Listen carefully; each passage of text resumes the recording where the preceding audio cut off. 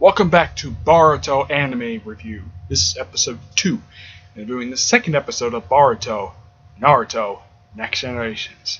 This episode is simply like, from the point of view of the episode, it picks up right where the last week's episode left off with him going to Ninja Academy and seeing his homeroom, which looks like the homeroom that Naruto had when he was going to Ninja Academy. Yeah, it's either that all the classrooms look exactly alike, or that this is the same room his father was in. And get this, his homeroom teacher is Shino. Yeah, the guy with the visor thing? Yeah, turns out that's actually Shino. I did not expect him to be wearing it. I mean, I kind of suspected it might have been Shino, but he didn't talk. It wasn't until they said his name, so they said, oh yeah, it's Shino. Okay. I get the fact he became a teacher. Fine. But why the visor thing? This itself really makes no sense. Hopefully they bother to explain it, but probably like many things from Naruto, they probably won't explain it because they either won't be time. Now, if it's Shino, they probably will explain it, but some characters, like, there's one that has like a bandage over his face. I don't know who this character is, but he's popped up on it again over the course of the manga and the anime. No idea who this character is. Don't know why he wears that bandage thing over his face for. Yeah, it's like one of those things I've never been explained. Now, one thing I do like about Shino's outfit is that his coat like covers up his neck, like a lot of it, like his original coat did, except it has two bug pins act like his lapel. It looks really nice. Yeah. Now, the story of this episode is that Naruto gets to see his first class, gets to be his kind of like first day in class, but kind of isn't. Now, he's not far behind. Despite the fact he faced a 2-week suspension, he did keep up with his studies. And his mom was helping him out. This is shown in a flashback that Hinata helped him out, which is nice, the fact that she did that. And that's her only appearance. And that's her only appearance in the episode, a flashback. Yep, a flashback. I should also point out, Anko does make an appearance. Yeah, it's Anko. Purple hair, bit overweight. Yeah, I heard about the overweight thing. Yeah, she's not that overweight. She's a little bit, not very much. Though she's a little more puffy in the face for some reason. She's got and she looks like she's kind of blushing. Maybe she has a thing for Shino. I don't really know. But the thing is, she's like 15 years older than Shino. So it's going to be kind of weird, to say the least. Yeah. But basically, Boruto, he sits next to his friend he met in the previous episode, which, okay, fine. And of course, Shikamaru's son, Shadi, I think his name is. Yeah, I think that's his name. Yeah, and he gets sort of taunted by what appears to be the class bully. And apparently this guy is smart, but he's terrible at, his grades, but he's good in ninjutsu. And then basically throws Boruto halfway across the room because he challenged him. And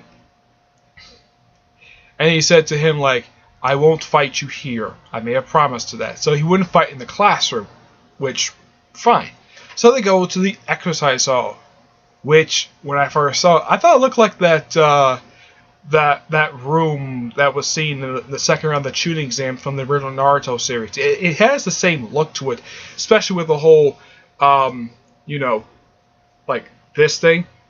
Yeah, when it looks like this, yeah, it has that statue in it. Which, when I saw that statue, I'm like, is this the place where they had the preliminaries before the third round of the tuning exam? But no, it's just an exercise hall. Yeah, they could kind of explain why half these pillars are gone. And they have a good brawl for pretty much for about good half of the episode, which even has Boruto using Shadow Clone Jutsu. Looks like he's using it pretty well, despite the fact in the movie he couldn't use it. The only time he could use it is via that ninja tool, which somehow, I don't know, maybe the people who did the anime didn't get notes from people who did the Boruto film, the fact that he couldn't use the Shadow Clone Jutsu, and yet he can use Shadow Clone Jutsu is if he uses a ninja tool, and yet in the show he knows it. Somehow, maybe Naruto taught it to him. That's my personal guess. Who knows? But you get a chance to see a good brawl, and he does win via technicality. When the other guy says he wouldn't use his weapon, and apparently he knows Earth-style jutsu.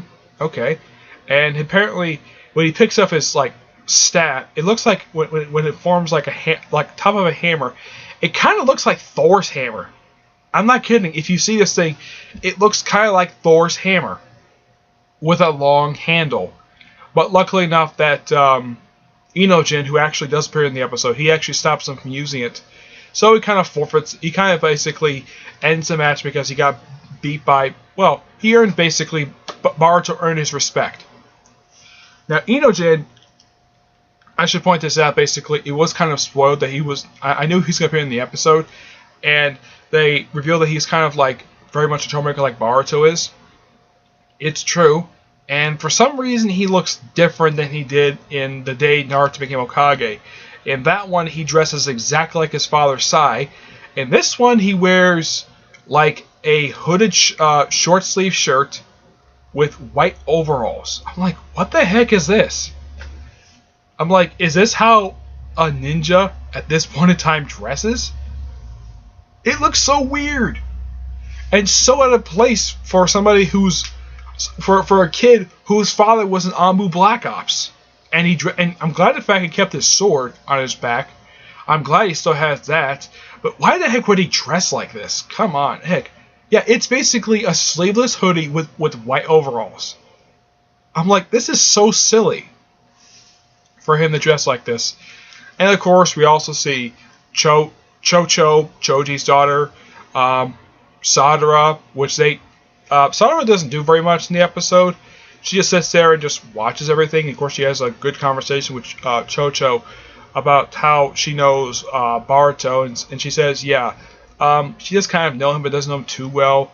But basically, their parents are old friends, and it's kind of implied that they're kind of childhood friends, but nothing really much is followed upon it. But the one thing I noticed, though, basically, is the blue hair girl who sits next to them. She kind of reminded me a lot of Hinata. I mean, not in the form of her eyes, basically of how her personality reminds me a lot of a young Hinata. Because first, she's crushing on Inojin when she first sees him, and then all of a sudden, by the end of the episode, after Boruto wins respect of the, class bully, she apparently is crushing on Boruto for some reason, which is weird. As far as I know, they don't exactly give her a name in the episode. And, yeah, half of these characters who appear in the episode who are not like... I mean, oh yeah, I can't forget this. Mentally does show up in the episode, but he doesn't really do anything. He's just there for a quick cameo, but at least we get a chance to see him. The next episode is going to focus on him and Shadi. Yeah, those two are going to get focused next episode.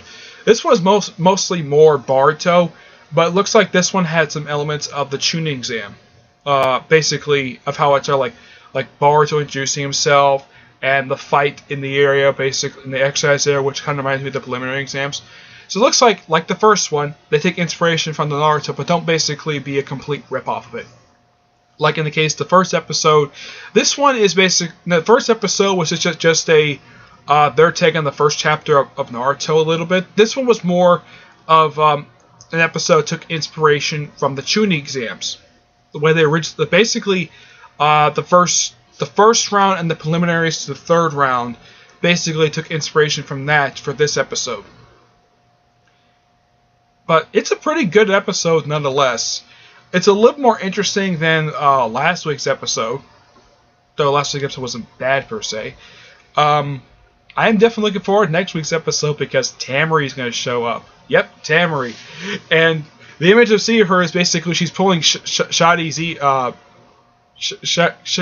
ear for some reason. But it's nice to get a chance to see her. And I had heard that this episode 3, is going to focus on Metal Lee.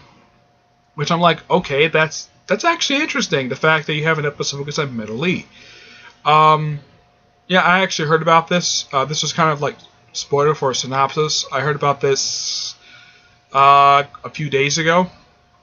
Which, okay, so basically what they said about this episode did prove to be true. It looked like it's going to focus on not only, I mean, yeah, the title itself, it's called Metal Lee something and Leaf Hurricane. So, it's going to focus on Metal Lee and definitely Shoddy. That's what it looks like from the teaser for the next episode. So, yeah. Oh, yeah, and this episode was called The Hokage's Son. Yeah, they mentioned Naruto a lot in this episode. I do mean a lot. I mean, they must have mentioned him like several times over the course of the episode. Excuse me. And they kept and Boruto got criticism basically for people thinking that he was riding his father's coattails, even though he really wasn't. Of course, it's at least they kept this point in time where his relationship with his father is very strained, because he spent too much time hanging on the Hokage office. That's my personal guess. But this is actually the first time. Not even in the original series, they had a whole episode set at the Ninja Academy. I mean, the entire episode. They did kind of do. I mean, they never went outside the Ninja Academy at all. The whole episode. There's basically, like, it's like this episode is completely Ninja Academy based. And I have heard that this Ninja Academy thing is not going to be too long.